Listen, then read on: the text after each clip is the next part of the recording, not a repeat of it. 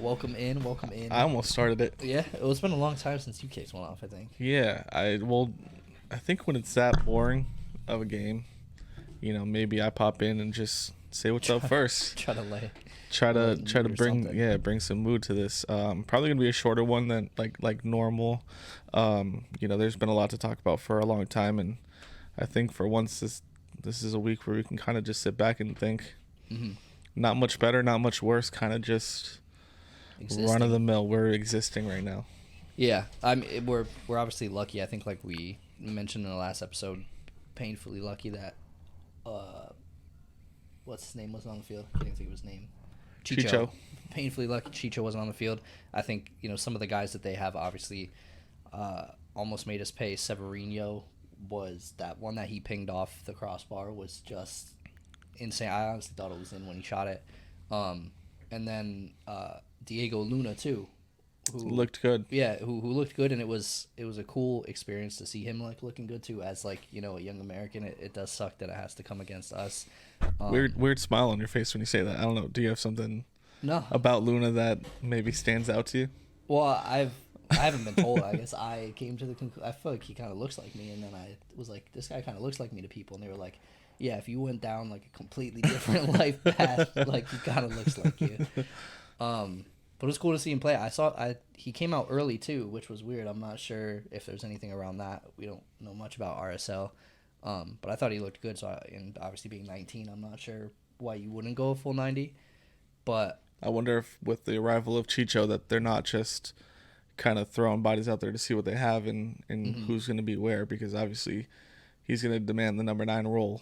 So they maybe want to see who's going to be around him. yeah, and I'm not sure. Like maybe is Diego just breaking into their lineup? We don't really know the intricacies of it. But there were a few guys on our team I think that looked really good, surprisingly. That we wouldn't have otherwise thought they would have done great, or maybe like most people wouldn't have otherwise thought they would have been great. The lineup, obviously no Chanot. Yeah. No Thiago. Even more broken than normal. It's Once Chanot drops out, you're in desperate trouble, and I think that graphic pops up and it's Sands, Hack, and Alfaro backfield. So Alfaro back in since he gave up that pen. I think you thought it was unfair. It was kind of split decision, but at the end of the day, it was given up. It was weird that Pro posted the screenshots of the tackle as if it was supposed to prove anything, and it just still didn't give anything either way. I don't know. I didn't like that. Well, and I think it was about that same game. They didn't show from the Cincy game all of the different, anything else aside from that. And I think Blue City Radio tweeted it best. They were like, it speaks volumes that Cushing hasn't been fined for his words. Yeah. And they're like literally kind of sweeping this thing under the rug. Yeah, literally. Just trying to keep it quiet, not trying to make any more headlines with finding a coach. There's a few things that are being swept under the rug right now that deserve talking about too. With the Tavon stuff, it's like, I feel like as a fan base, we deserve to know what was said. Mm-hmm. I know you're trying to protect the people involved, but as a fan base, I feel like we deserve the right to choose. Yeah. And to know what we're accepting back into the club. Right. Because if it was severe enough to even make him go to like classes and stuff like that, like I want to know what he said. Right. Well, yeah, and I know, like, I think a few different people on Twitter were trying to scrub the MLS for because I think what they initially said in their announcement was that he violated some kind of language and abuse policy or something. He used language that was against the policy. And then people like tried to find a policy that existed online, and there just wasn't one. So they're like, so we're not really sure. We can't find guidelines that could at least put a box like, right. Okay, it couldn't just be swearing. It would have to be. I would assume something. It had to be something in the range bad, of like either racial or homophobic or something like that. Like for you to get suspended or have to go to classes. I mean, it literally could have just been like something that he's normally said his whole entire lifetime, and it's just not becoming of a player on the field. Mm-hmm. But I think the language that they said in their statement was super vague and super weird. And I don't know, we just would deserve to know. Yeah, and I almost think, I think if it was really not as bad, because obviously there's a lot of things, and it's like the court of public opinion, so you can get kind of like Johnny Depp and Amber Heard, right? Like, the court of public opinion, regardless of what happens in a trial, or in a situation like with Tavon, if you know for sure that it was like not that bad, right, you would come out, I feel like. And I don't know to what degree Tavon is allowed to talk about it, or if it wasn't that bad, maybe the club would want to make a statement to clear things up, because ultimately just what our thoughts are mean a lot more than what the MLS thinks. And if it wasn't that bad, I would hope they would come out and be like, we wanted to get ahead of this, and which is obviously something our club never does. So very wishful thinking to ask for this, but you would want to get ahead of it in a perfect world and say something if it was not that bad. So that is the only thing that concerns me, that like it could have been something pretty bad. Right. Otherwise, why not just fall on it and be like, hey, I said this. Right. Even from Tavon's point of view, I don't know why he wouldn't just reach out and be like, hey guys, like, I'm sorry that this happened. I'm growing, but this is exactly what I said, and I'll learn from it or whatever. Or this is whatever the statement is. I feel like I would be out there screaming like, hey, I did not say anything that would, offend people who show up and pay money to watch me play. Yeah, or from any group or whatever. Right. You would want to clear that, because it hasn't been made clear. So really, it's completely open to interpretation. Completely, which is not what you would want if you're Tavon. Like, exactly, so, and like even as a fan, to cheer for somebody that you don't know. That's true. It's true. Even though the genre of what he said. And if it wasn't that bad, I would like to know that too, because, dude, there were Dead Bull supporters, right? Like, and you know what? They were comparing him to Van Zier, and here's the thing, honestly, like, we don't know if that is a fair comparison or not. But we don't even assume not, because the punishment wasn't severe, even close, or it wasn't any. I mean, like, there's nothing. Like, I think the classes were even voluntary from what I understood. But that's the thing, is like we applauded Red Bulls fans, but they had the opportunity to choose, and they knew what was happening, and they knew, the severity of it. We have no idea. Yeah. So I feel like if you're being genuine and you're a Red Bull fan, you got to give us the benefit of the doubt. Like, we literally don't know. Yeah.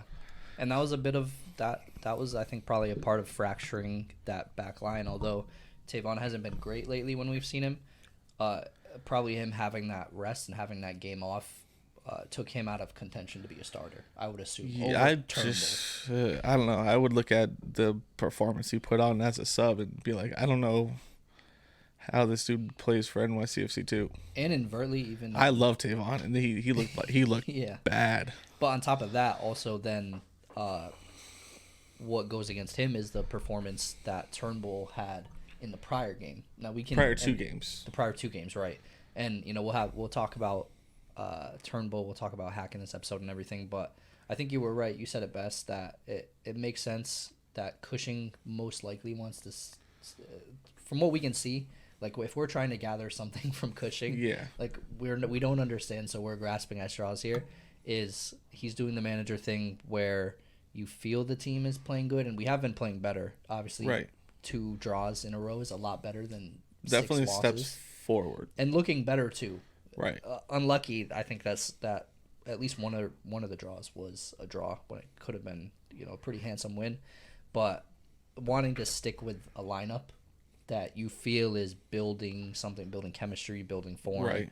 So I think that's probably how we see Turnbull continuing to get play over Alenich. Right. I don't know how much I buy into him still being injured. That seems crazy. I don't think he's still injured. I just think it was literally what you just said. It's like you're coming back and trying to earn your spot back, and you have somebody who put into solid performances in a row, back to back, and it's hard to displace somebody who's, in Turnbull's case, literally earning his spot on a team. Like, we just pulled him up from NYCFC 2, and those were the first 2-3 games he started and played. I think I mean, he's seen a few. He's seen a few before, but I'm saying in terms of actually starting. Yeah, stringing stuff. Right, stringing it together.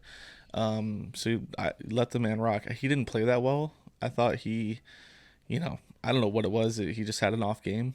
But I still trust that he's a good player. But I do think he had a performance that would not have him starting next game. Yeah. Well, if Alenich is healthy, even if Turnbull's doing good, like, I understand the whole of, rolling with the punches and trying to build chemistry and all that stuff. But I just think that Alenich is so clear of Turnbull.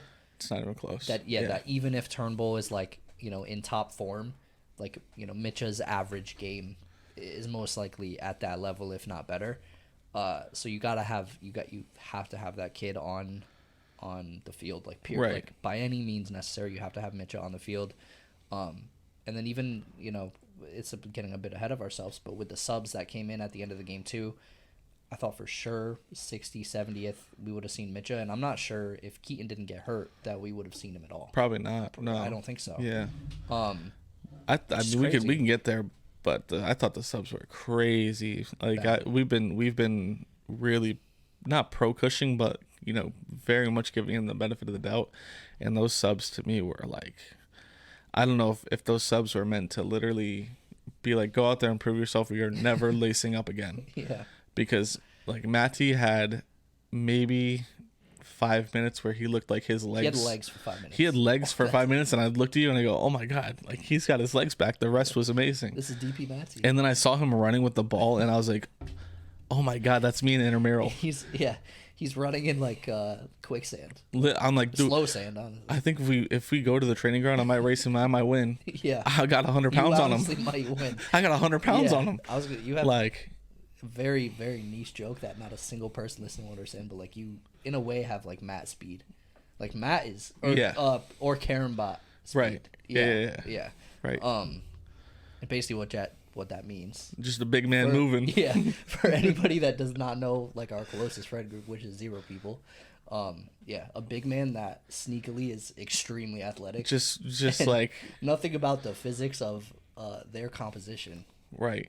Would let you know that they could turn on burners. Sub 540s with 200 plus pounds. Right. Well, in intramurals too. Yeah. So just to, I mean, maybe we start a background of Karamba, and, you know, we could talk about him in the future, and who knows? I know he's a New York guy, so maybe in the future he'll be interested in NYCFC, and we'll, you know. Well, he is loosely interested, but not enough.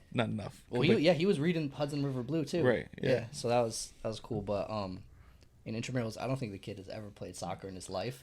He was like our top goal scorer. What happened was he was in the living room when we were putting the team together, and he's like, I'm on the team. Yeah. We're like, all right. Yeah.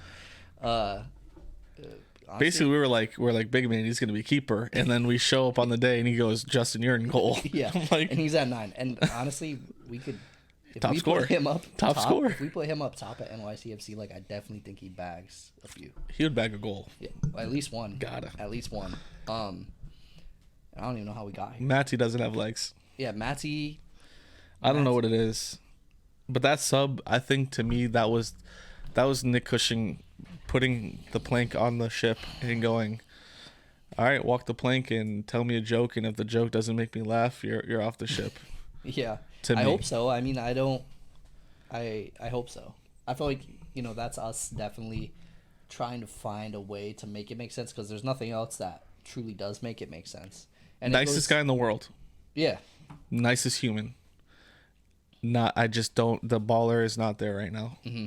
And, you know, I pray that he finds it somewhere, but it's just not happening. It's not clicking. And we're not in a form where we can sustain a player like that right now. And the worst part about it all, too, is Cushing hit the 2 for 2, or maybe the 0 for 2, if we want to put it that way, because he subs in O'Toole for Kufre, which is just like such a bonehead decision. Yeah, it was really, because Kufre's probably been arguably, I guess if we have to look at attacking players, which is just, this is stupid to say, that a left back for probably the last 2 to 2.5 games has been our best player going forward, honestly. Most likely, yeah. I would give Kufre that. First off, he should have had an assist on our goal that was disallowed, and then in that same game, he scored off Alfredo's Travella assist. Right. Almost scored again, too, that game. Yeah, and then almost had a brace. So he should have honestly left that game with 2 goals and an assist. Yeah. And then other than that, I mean, he's looked night and day. Way better. I mean, having any other left back on our team playing. Right, unless it comes out that, like, the altitude got to Kufre, and that's why he had to get subbed. I don't know. You know, but he didn't look that way. No, it didn't appear that way. So yeah, I don't know what that is. I know, and O'Toole's not a bad player, and I'm not on the train that you know, is in a spiral when he's playing. It just the subs did not make sense as a whole, and you know, to not use Ledesma, I feel like Ledesma comes onto that field and provides the spark, literally the spark that we needed to go on and win. You know, it just, a lot of it didn't make sense. And unfortunately, Keaton goes, and hopefully it's just a cramp. Hopefully it was a severe cramp, but he goes down, and we saw Lench come in, and literally the speed that Ledesma would have provided gives us a spark to even keep pushing throughout that game. Yeah, I think, honestly, and it could be crazy to say, but I think Alenich and Ledesma being in there probably has us bag a goal. I don't know. I mean, our defense was also at this point at the end of the game playing. They were the best portion of our team, and it like was not close. Barraza, I think if Barraza wasn't man of the match, like you could have given it split Alfaro. 50-50 between Alfaro and Hack. Both of them. Those two headers were nutty. Like, just the effort. It's exactly what people were calling for, was effort like that. Because typically, you know, if we're looking at the last 9 games, those are headers that, you know, Chanel watches go over, or, you know, whoever's in that position just watches it go over their head. Whatever it is. Yeah, whatever it is. Could go wrong goes wrong. Wherever the dart lands. And I kind of like that. And, you know, maybe that in that way, that's what sucks, right? Is it pays off in some ways for Cushing, and in other ways it doesn't. So it's, you know, it's tough to handpick, like, okay, I'm going to make every single right decision. But, yeah, I think getting the new guys in has been, most of the new guys that have entered the lineup, Hack, Alfaro this game, have been incredible. And Hack, honestly, first 20 minutes, 30 minutes, I was ready to send out a tweet because I didn't want to be the unfair and biased podcast that are Glaze Turnbull, Glaze Hack, you know, always with Hack. We're big upping him, and I was ready to send out a tweet at halftime, like, you know what? I want to be unbiased. I want everybody to know that we are level-headed and admit to the fact that Hack, at this point, had not had a good game. But, like, 30th minute, this dude became, like, prime. I don't even know what to call him. Like, I don't know that he really had a bad game the first 30. Yeah, I just think he got beat on a few occasions, and it looked to me it looked bad. It was positioning, I think, but I don't know. Yeah, I mean, Barraza was bailing everybody out. Yeah, but I don't feel like that really was the first half. I feel like we were just slow to get into things, and I don't think that Alfredo was really giving anybody favors. I thought he had a poor game, but I thought he looked all right. I watched him play, and I think he's a complete player. So I think he could literally play any position. And I liked at the end of the game, I think he got outside, obviously not attacking positions, but right, and he got moved into Keaton's role. Right. Once Keaton came out, and that was even more exciting. I think the product that is Hack is so well rounded that once he starts like hitting many games in a row and developing the way that I think he will, he's gonna be a stud. I think that's what it is that too, right? Like, he needs to develop in a specific position and not being used as a utility player right once every month, like. And then, honestly, I think we unlocked, like, another level of hacking. Like, people will have nothing to say about him. I mean, at the moment, somehow his reputation, at least from what I see, is not good. And maybe that's just because I want to fight the good Hack fight, like, every time. I think it's, you know what it is we've seen his skill set be used in a position where he was equal to or better than the competition around him. And so we know what he can do once he's elevated. Yeah, right. Yeah. I think we kind of can see the project. We see you know, when he is developed in the MLS and he's equal to or better than the people around him, like that, how he can dominate with his skill set. That's, you know, I think that's what sets us apart. But honestly, I see him being a more physical Keaton. Right. At Hack's peak, like, literally the archetype that is Keaton, but more physical. I genuinely liked him in the center back position, the central center back position, specifically because he was taking the ball and moving it forward at least once or twice, and that's what we lost with Collins. And I think he's the perfect build to be that guy to bring the ball forward, and that's what we need. That's what we always saw at Hartford. We need that connection from Barraza to bring and take the space and and go up and feed it to the boys. Yeah. And I think he's perfect for that role. Right. Yeah, no, I totally agree. And I think that's a lot of what we saw at Hartford. I think, obviously, he played more of a DM role when he was here.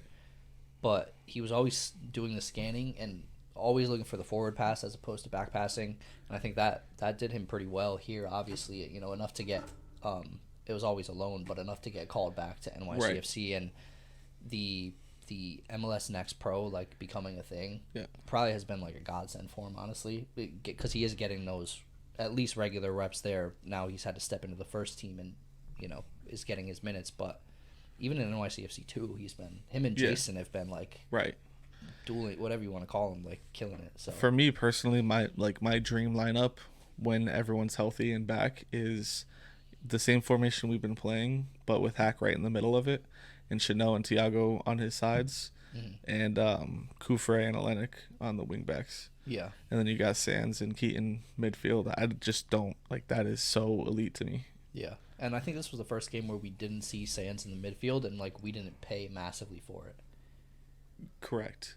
And I'm not sure why that is, because as you said, Alfredo did not have the best game, so we were missing that DM role altogether from our midfield. Well, I think Sands was everywhere. I think Sands really did a good job of just being everywhere and trying to put out every fire. He took it to heart. Yeah, he did. He really did. He was all over the place. And the crooked announcers couldn't talk about anything but his brother. Insane. It was so stupid. When are we gonna get anybody in blue in that? I can't stand to listen to it. I'd literally listen to anything else. Yeah. Well, the color guy was RSL's, however long you want to call it, as long as RSL's been a club, he was their Ian Joy. Right. It's just calling their games on Apple TV, which is mental, and it was lopsided, honestly. I mean, he was talking about their roster construction and obviously drooling over Chicho Arango, which we would be doing the entire game. We would, would, but it's just that's not typically, I feel like, the guys you want to have in the position of right. Which how unfair is it to us to have to sit and listen? Granted, people used to have to listen to it with Ian and Joe to a degree, but I don't think they were. I think they well, I don't know. I guess like Ian. Because every time we listened, away fans were listening. Right. Damn. Yeah. I guess away fans had it tough. They had it tough. But they were pretty good at being neutral. But at the same time, when they celebrated goals, like, it wasn't to the degree of that TikTok where it's like you could tell what this dude is. yeah. Goal. But yeah, I don't even know where we were. I think we're talking about. I do have to say though, Ian. I feel like I learned a lot about the MLS from Ian and Joe. I think that was probably one of my favorite things that they did best. Was, I think, when we watched a lot of away games, I mean, Mango Tales is on the field. Yeah. Like, we cannot have that. But I think Joe and Ian were they made themselves. They did the work, put the work in to be so well versed in the rest of the league. Right. That like Mango Tales situations would never in a billion years happen. You would never hear them say that about another team's player. Which to Ian is a credit, but it's more credit to Joe, because Joe, he was not announcing, but he would do the warm-up calls and stuff like that for NHL. Yep. So he's knowing, intimately two leagues, which is crazy. I couldn't even imagine like having that much bandwidth. Yeah. But that's one of the things we talked about when we were watching the game too. Was, I think, probably the most interesting part of Ian and Joe too was, typically you have your play-by-play guy and your color guy, but like honestly it felt like a podcast. If you were an NYCFC fan and you were watching a home game, it felt like a podcast between Joe and Ian. I don't think either of them, we have incredible goal calls by Ian when typically that might be like a play-by-play guy calling those out, so-and-so pass so-and-so and goal, whatever. Right. But we have a million of those of Ian, like special moments. So I mean, after the game, I was feeling extra down. Yeah. I was just like, I watched a really boring game. It's rare that we get to go and watch the games together. Eastern time too. Yeah, it's rare that we watch the game together and we've got everyone and we're having pizza and all this stuff. Yep. And the result wasn't there, so I was just like, let me just go feel something. Oh no. And I was watching the David Villa highlights, man, and just it takes you to a time, and like even the stadium's packed out, like people there, and it was funny because I'm like, dude, there's so many more people there. And you're like, yeah, because they had David Villa, Pirlo, and Lampard. And I'm like, yeah. You're right. Yeah. Then For $30. Three draws for $30. Like, I get it. Pre-inflation, pre-COVID, and 3 international stars. But it just made me miss having a number 9, like a proper 9. Like, say what you want. Like, I love Totti, and Totti brought us something that, we can't replace. It's, our first chip and a great season and a golden boot. But David Villa was a different gravy. Like, he was just... Well, I think it was... Because the player. We can like restart the player. We can restart the conversation that we had as we were watching the David Villa highlights. We were debating. You were obviously on the side of, in terms of performance on the field, David Villa probably our best player ever. Was your position? Correct. Yeah. And I was thinking, to me, my quip was in the pursuit of what? In the pursuit of what? And then I had to look up the stats. Yeah. And in 2017, I think he had 30 goal and combined 30 goal and assists, which is just with nobody's on his team. Like, I know literally he had Pirlo, but Pirlo was dog meat. No, Pirlo was not good for us. And Lampard was a dog though. Like, he was way better than Pirlo. But like, dude, Poku's a club legend because of the vibes, not because he really he didn't get much playtime, honestly. Yeah, but still, like a lot of the dudes, like having Burkett and like McNamara and stuff like he was literally dragging MLS all timers by their hair to like third place finishes into the playoffs and stuff like that. Like, if you plugged David Villa, like I said, into that championship winning squad, he would have broken every MLS record without a doubt. Honestly. You plug him into this team right now, even he's breaking records. We're winning a lot more games than we are now by a lot. And this is to glaze the player David Villa, not the man. Not the man, because piece of shit. Yeah, I was terrible person. Yeah, the worst. Can't build statue of him. No, ever. But maybe like a hot dog. No, not a hot. But like a stand. Something. I don't know. In the stadium. It's hard to say, but the I think it was 2016, 2017, 2018. He had at least 23 goals or 21 goals or more each year, and on top of that, 5 assists in all those years. So I don't think we saw less than at least 25, G+A for 3 straight years. That I don't think there's any player in the MLS that does that, because typically if they do, they're out. They're out after the first season. Right. Except for I Mukhtar. wonder. Mukhtar's probably the first guy since that we've seen ever do that. Yeah. True. I wonder how many 0-0 draws we had. Like, I bet the draws that we had back then, like, were 1-1s or 2-2s, 3-3s. Yeah. What was cool is during that compilation, I saw Medi assist David Villa, and I was like, damn, like, he's really made that full circle. Medi passed the vibe check. But all that number 9 talk and all that really came from was a lot of the rumors that we heard, which I guess aren't really rumors. Like, it's pretty much gonna happen. It's us getting a number 9. I don't know. I guess Canadian Ligue 1. Salute to brace score over a season. I was gonna say salute to I guess Blue Balls, NYCFC source, and Detective Brenda Cahill for going and pulling like flight records. Pictures of Ike Ugbo, I guess, who is a striker from Ligue 1. He was with Troyes, CFG's team, and they got relegated. I do have to call out, I think in that season, he also only had 2 goals, so he did not help the relegation. It was funny watching Source, like, just in the trenches for this dude that he doesn't know. Fighting for him, And he's like, dude, but watch the Belgian. And they're like, but last year he had 2 goals. Right. But just watch the Belgian league. To be fair, you also have to make the assumption if they got relegated, he also had a relegation team around him. Right.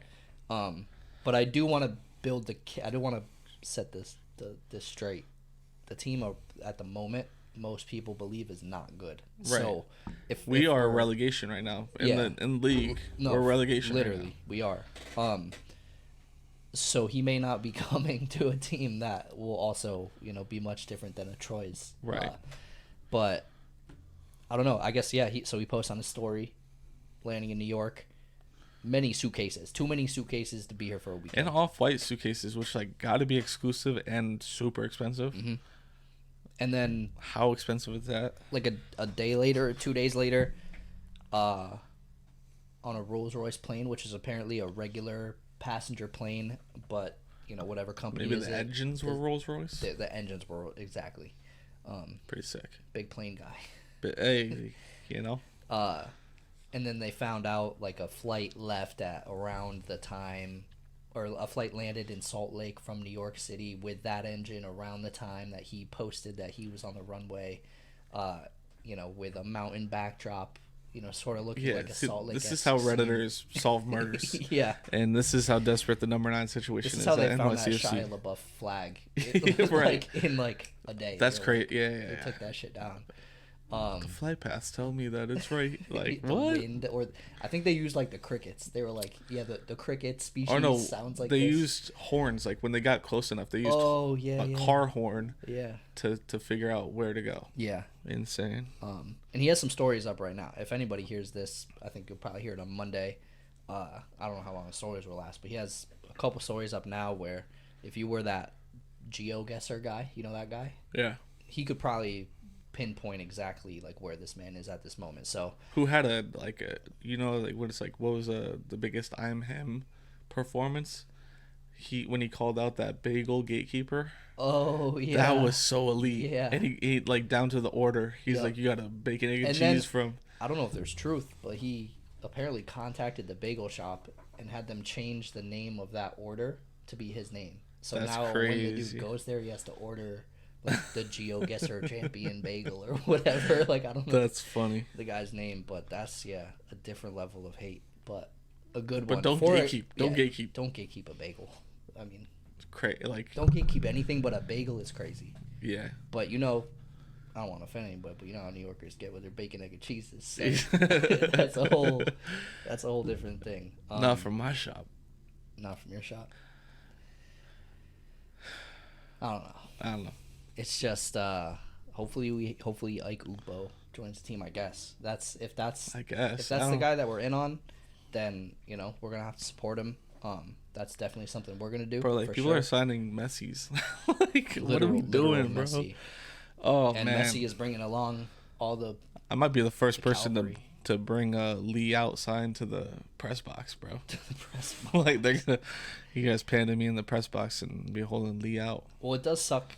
It hurts more too. Not only the lack of action being taken, but then when you see things like the Chicho Arango, and you're like, there was an opportunity for this, and like we didn't take it as, probably top 2 biggest markets in the league. It's got to be us in LA. I don't, nobody else is coming close when it comes to just market size. We're bigger than LA. Market size bigger than LA. I think honestly the pull for Miami was the tax situation. I bet that was like taxes and Beckham were like the 2 biggest pulls, plus the package that they were willing to give him. Yeah, I don't think that he would have been given any like piece of NYCFC. Oh, like CFC would never do that. No. So which is fine. Taxes and all that win. I think there's probably, which sounds crazy to say, but like there's probably a lot better moves to make with the money that you'll blow on a Messi, than to just get Messi. I think. I just don't think our team would like.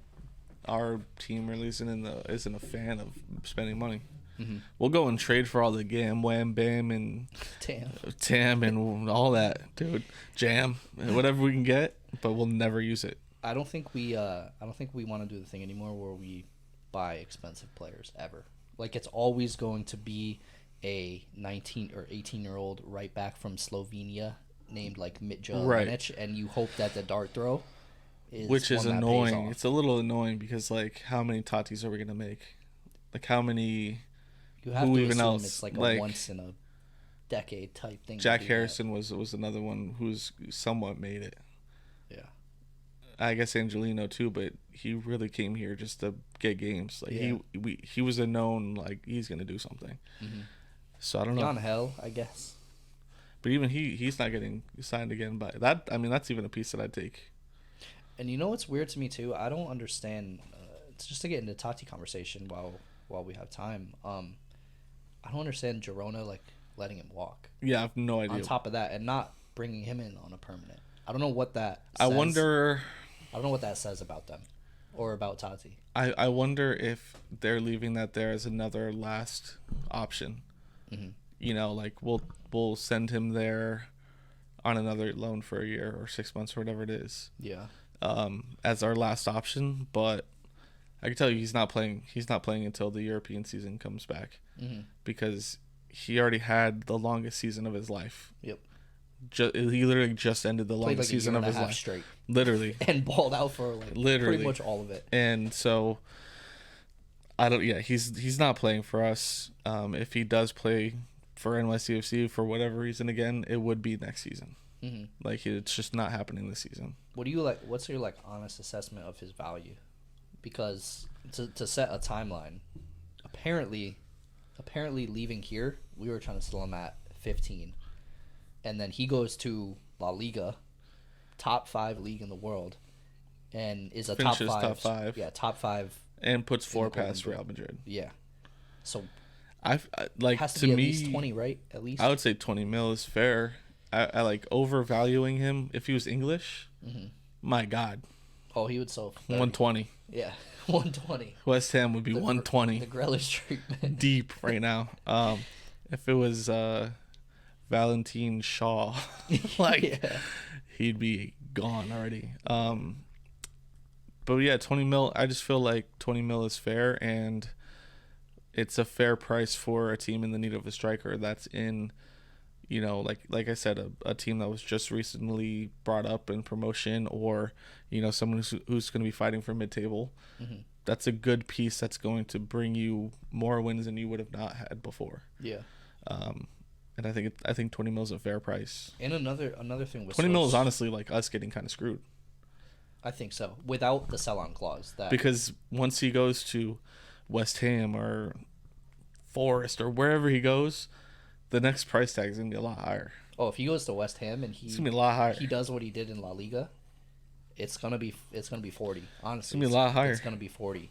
But to get back to Source, he tweeted, apparently we're looking for a sell-on clause for Tati, which is not something that we've historically done. We obviously, I don't know, did we have a sell-on clause for Jack? I believe we did, but I don't know now. I think that might have gone like City does. Man City does. Oh, okay. Because they technically owned. Yeah, that's fair. Because I believe we sold him to Man City, technically, right? And then. I don't know. And then when City. Well, I think Leeds properly owned him though, because he had a contract with Leeds. Well, no, he was loaned to Leeds, and then sold him. Then sold permanently. Oh, okay. And so then, I think we already got cashed out for that. Yeah. Yeah. Because I was gonna say if that didn't already happen, I don't know what the case would be with them getting relegated and the contract getting broken and all that stuff. Because the clauses. That'll be interesting too if he's one of the whatever. Let's not go down that. So, yeah, I don't know. Selling clause for Tati. Hopefully that does not dissuade any. I mean, it should. Prospective buyers. I don't think it should, but no. You're gonna have some promotion team in about 4 days playing FIFA career mode, so he'll probably end up on one of those teams. And I don't even know what happens if he does sell to like a Girona. Like, it's all going to the same bank account, right? Yeah, it's like I give you 14 CFG bucks, and you kind of just give me Tati, right? And we like do nothing with the CFG I wonder if bucks. legally we have to, like, there has to actually be money changing. Like, I'm sure. You know, people do the thing where they're passing away, like older people, and they're like, we're gonna sell you our house for $1. Yeah. And it's not real. Well, it's not legal, I don't think. No, it's illegal. Oh, it's legal? The buyer just gets screwed in like 4 years with capital gains tax. You end up having to pay like $100,000. Well, I would say I would hope that we wouldn't just be like, yeah, just have Tati. Right. I mean, we already have done that. But I would like to think when he goes on a permanent move that we don't just ship it to a CFG club and then those CFG dollars go up in flames. And they continue to never feed us. Right. And I'm not sure at the moment that I'm confident that won't happen just because of, the business or the lack of business that has been done so far. Right. I'm telling you, like, this is the transfer window. At the end of this, it's Lee out. And like loudly. Yeah. And, I'll back a manager that wasn't backed till the day I die. And that's just the Manchester United in me. But so I guess, with this transfer window, because I think we're approaching it. Whenever all the messy stuff was going on, they said he would first be eligible to play July 5th. So I think that probably goes for every single MLS summer transfer window signing. What is your shopping list for the transfer window? What makes Lee safe? A 9? More than 1 9. More than 1 9. Okay. Because if the type of names that we're hearing are the names that are going to be coming in, we don't know. You're like buying 2 question marks versus 1, like, even MLS proven vet. Like, even if we had 1 proven MLS vet at 9, I would take that. Yeah. But since we're going after question marks, it has to be 2. Yep. And I think center back, probably some help in the center back role, probably, because the injuries and kind of the ragtag approach that we've had. But we also, I think we should add another defensive mid in the case that, Sands isn't invincible. Like, he's going to have to miss a game. Well, we're a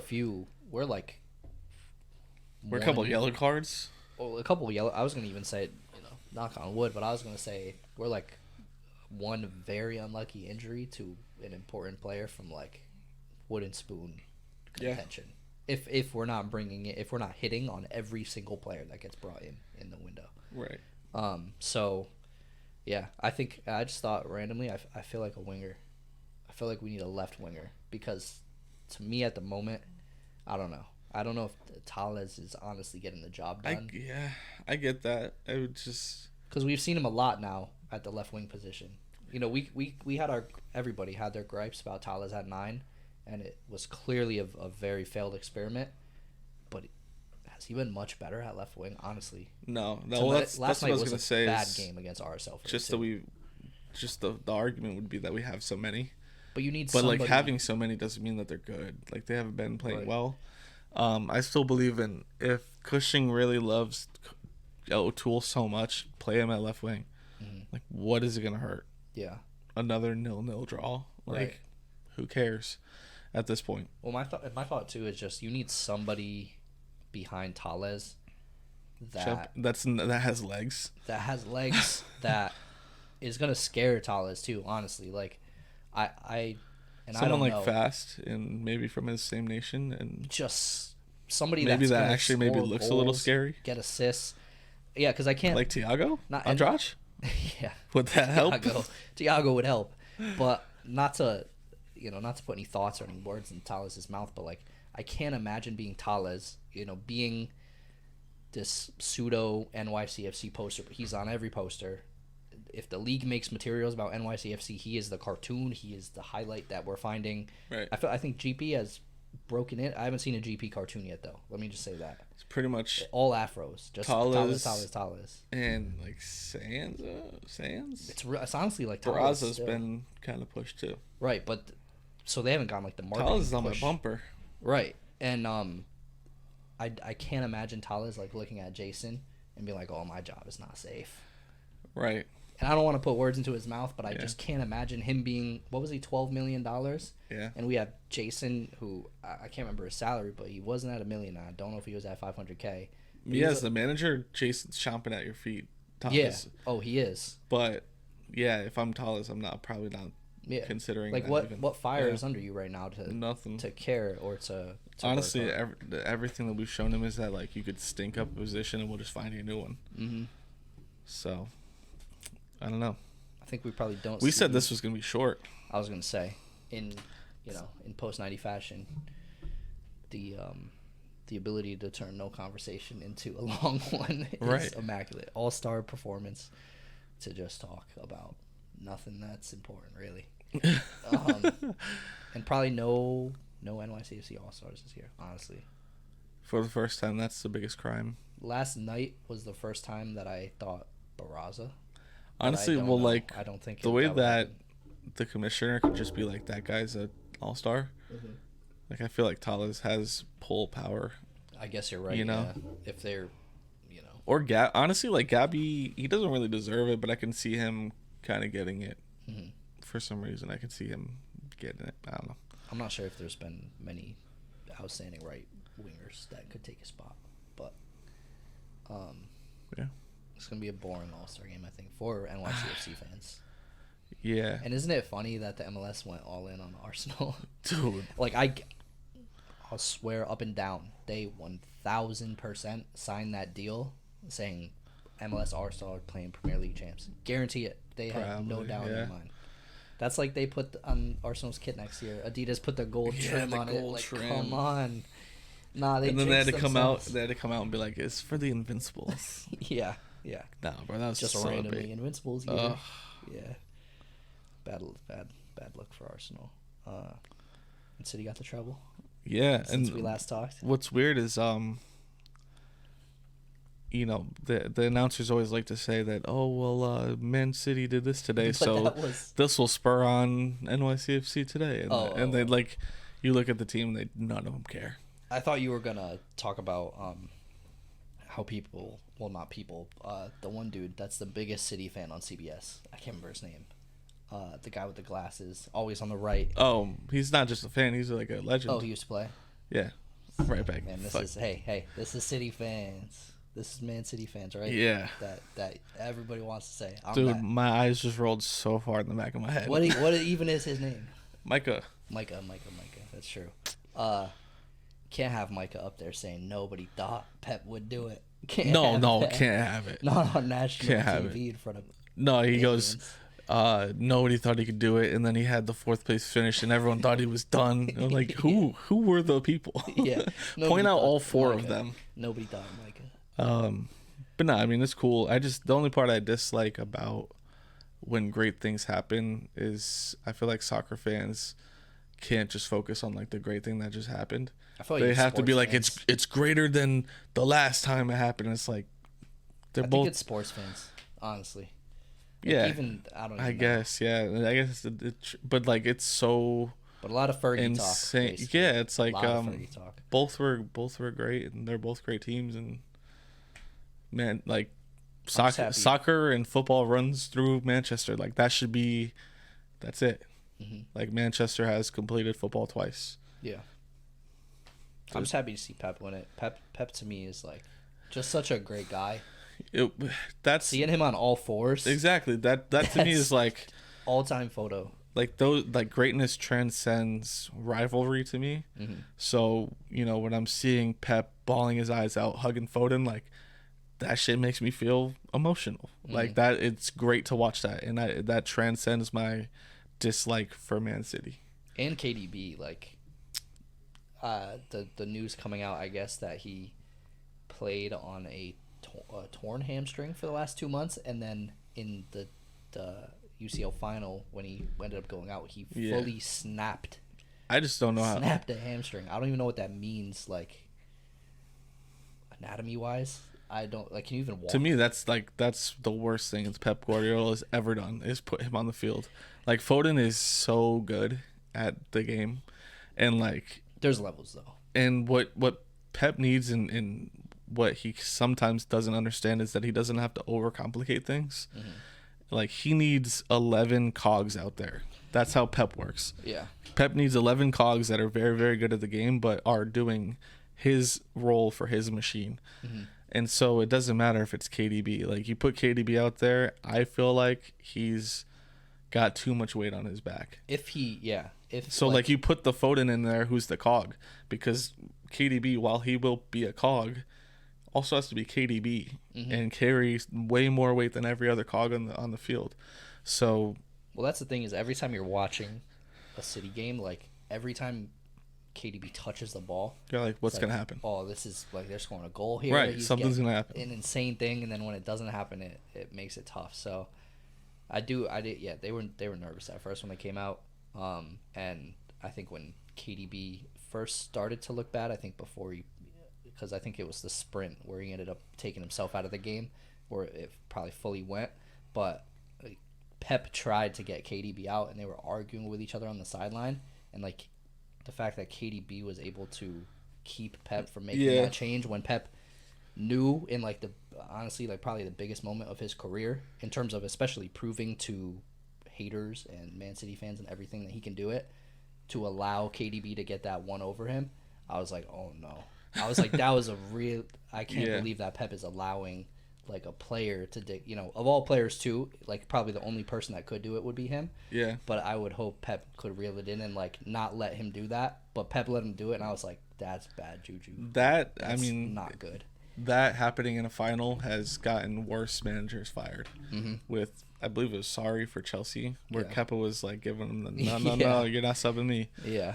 Got him fired. That scared me. So not thankfully KDB ended up coming out, but I think if it didn't go the way it did, and KDB was on one leg for Inter was worrying. So, and Foden came in and looked like a dog. Like, yeah, no, he's a great player. Perfect for it. So. Yeah. Attacked a little Man City, glazing on the end of this one. I don't know, maybe even like our longest podcast in a very long time. I feel like that could go more, but we'll cut it here. Who do we have next? We have Columbus at home. I thought you meant like who's our next guest. Oh, well, we don't. Well, we have no idea. Yeah, we can't do the thing where we like.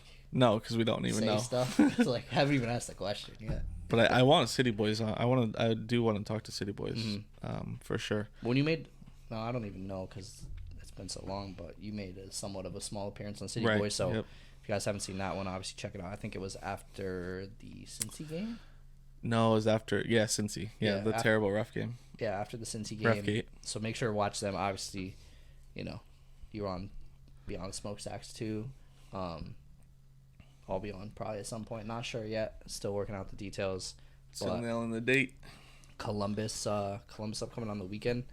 3:00 game. This vibes game. This feels like one. This is the one that is. It has to. Honestly, it has to be a win at home. It really does. If Tavon plays, he better crunch Malt. It can't be. Oh no, Malt. Yeah, it's Malt. Malt comes home. Yeah. You know what they say with revenge games and betting. Oh, this dude's gonna get hurt. Like there's no way. He's got no good juju at Yankee Stadium. I feel like. Okay. He's burned it all out. I hope so. But this feels like I don't know. It sucks because I can't say like I want Cushing out if it's a tie, but like this absolutely. It's super pivotal. Has to. We can't go three home games in a row. Draws. But don't they have? We cannot do that. Unacceptable. They have Joseph Martinez back, right? Joseph? No, that's Miami. Oh, then who's they look similar. Who's the striker they just got back? I don't remember. But they have Zelarayan who just scored a 50-yard goal in worst the 94th call of all time. Minute. Worst call. And it's in. Let's go. It was like, can it? You betcha. Yeah, she said, you betcha. Man. So, yeah, Zelarayan's dangerous. I mean, he had 2 free kicks against us in one game before. So maybe it won't be as easy as we're hoping. But, yeah, definitely a vibes game. Definitely a must-win to me. You can't go as NYCFC 3 draws at home straight. It's going to get bad. Yeah. It's not going to be good. It's a must-win. So, I think there's a midweek after that, too. So, not sure, you guys know us. We fly by the whatever the saying is, the edge of our seat or whatever, when it comes to episodes. So, probably hear from us after Columbus. Definitely after Columbus. Just maybe not before the midweek. We'll see. It depends too on. It depends. What happens this week. What happens this week? Yeah. Because that could be. Cool. Very cool. So that's 104. 104, which is probably, I'll say, like as a listen, that's probably one of our best. I think so too. If you're in the fan of just listening to us talk. So. Yeah. I'd say so. So Columbus on the weekend, 3:30 game. We won't be there, so don't look for us. Yeah. Wow. What do I have? I have like a. Don't look for us. Birthday party or something. I don't know. Something. Hopefully, but I'm happy it's a 3:30 game. I was gonna say hopefully it's sunny for all you guys over there. Yeah. I know early on in the season it was like a month straight of rain. I just have this like nostalgia feel for this game for no reason because it's gonna be 3:30. I just picture like those classic 2015, 2016 like against Columbus too. They've been bright good. Sun, haul the fans out, waving at banners, screaming. We need the drums back too. If anybody that's a drum decision maker. They did. I think the last one we did. They were, yeah. We need them. We need them again. Drum, dude. If it's like like a money thing, like the drummer can't make it, dude, I'll pay it every time. The tickets. Yeah. I'll buy, dude. Charge the tickets. Season ticket on me. To the podcast card. Literally. It'll be negative, but that's fine. It'll be it's already negative. Yeah. But yeah, 104. Let's get out of here before we don't. Almost an hour. So almost an hour. Thank you guys if you stuck around this far.